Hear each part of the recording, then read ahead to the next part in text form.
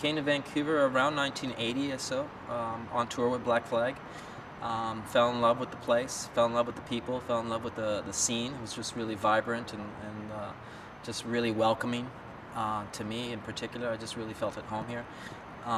Went back and forth through the years, went back and forth down to LA and up to Vancouver.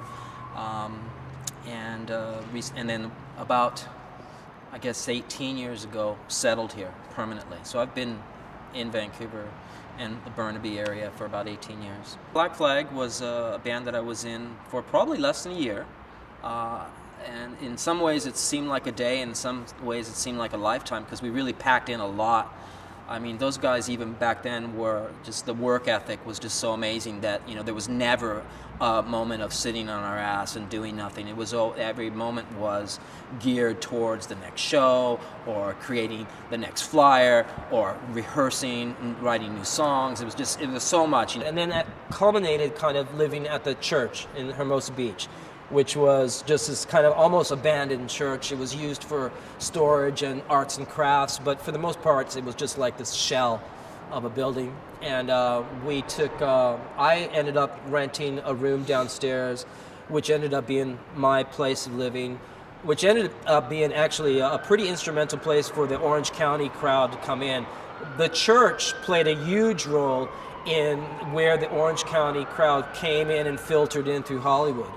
It was in between, you know, Orange County and Hollywood, and there was Black Flag and Red Cross and The Last and The Descendants, all these bands that were kind of beach bands, you know, but they were more like Hollywood bands. You know, we did all our gigs in Hollywood. Greg said one day, he says, "Hey, we're gonna go, we got this offer to tour in British Columbia." And I'm like this dumb American who never learned anything about geography, right? And I go, why would we want to go down to Colombia? You know, it's really hot down there, and, you know, we're going to get busted for drugs or something.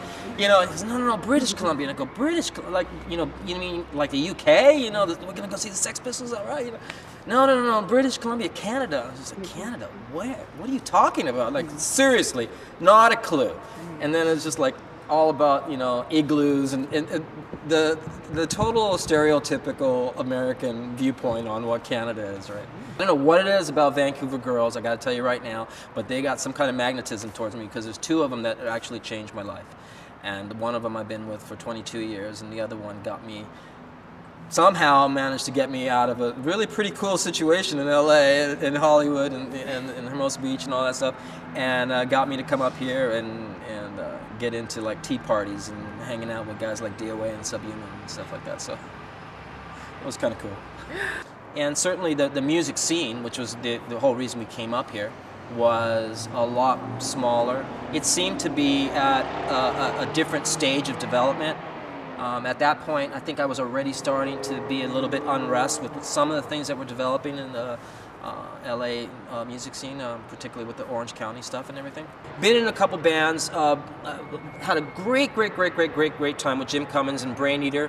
Learned tons by Jim Cummins. Jim Cummins was like a guru to me, and he was like almost a father figure to me. He taught me a lot about the rock and roll machine and the do-it-yourself attitude. When Jim invited me to be part of Brain Eater, we were doing shows and playing together and writing music and doing art and stuff like that. Lots and lots of fun.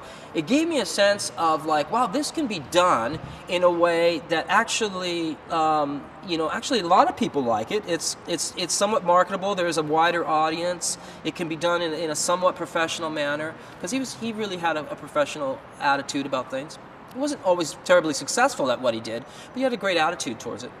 And Duff and I were playing, I think Slash and Duff and Steven, the drummer for Guns N' Roses, we were kind of playing and sharing some jam space with the other guys and stuff, and a lot of fun stuff was going on.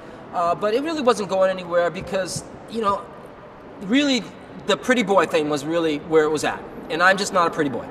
I'm sorry, I'm just not a pretty boy. So I would have never made it playing with Poison. You know, and I just, that's just not me, right? So that thing crashed. But what I did was I thought, you know, but I like this, and I like this rock and roll thing, and I like a little bit of this kind of Motley Crue, kind of like long hair kind of thing, but not the lipstick and the dressing up like a girl, because I didn't have any teeth. I'd make a stupid-looking girl with no teeth and lipstick. You know, it's just I'm Puerto Rican and brown. You know, it just doesn't work. I've been really surprised. I mean, there's bands that are, you know, punk bands that are actually making money. They're very successful. They're you know, they're very marketable. They've got all these videos on MTV and all this stuff, and it's like, what? Where was I? You know, I never got any of that, right? And it never entered into my consciousness anyway. But that surprised me. So, you know, you have the Green Days and bands like that you know, I'm not dissing them. They have some great songs, and some of those bands are quite good. But, you know, the fact that they're actually popular and that you can go to Walmart and buy a T-shirt that says punk rock on it, yeah, that blows my mind. It's very safe to walk the streets now with a mohawk. I used to get my ass kicked. You know, the minute things become safe, the minute things become acceptable, I mean, that was the whole reason why punk rock came, because the music that was safe and acceptable sucked. So people had to do something about it.